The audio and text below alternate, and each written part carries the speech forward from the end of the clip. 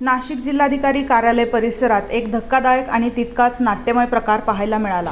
वडाळी भोई परिसरातील अवैध गौण खनन आणि महसूल विभागाच्या कथित दुर्लक्षाविरोधात चेतन शेवाळे या युवकाने थेट मोबाईल टॉवरवर चढून आंदोलन करत प्रशासनाला जाब विचारला।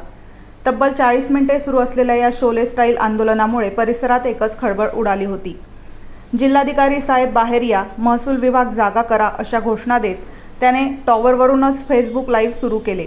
या लाईव्ह दरम्यान संबंधित अधिकाऱ्यांवर भ्रष्टाचाराचे गंभीर आरोपही करण्यात आले।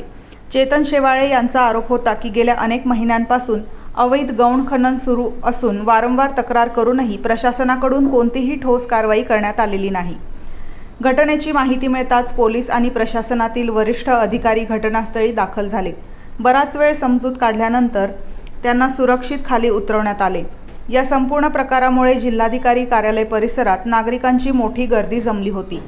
दरम्यान चेतन शेवाळे यांनी केलेल्या आरोपांमुळे महसूल विभागाच्या कार्यपद्धतीवर पुन्हा एकदा प्रश्नचिन्ह निर्माण झाले असून या प्रकरणाची सखोल चौकशी करण्याची मागणी आता जोर धरू लागली आहे।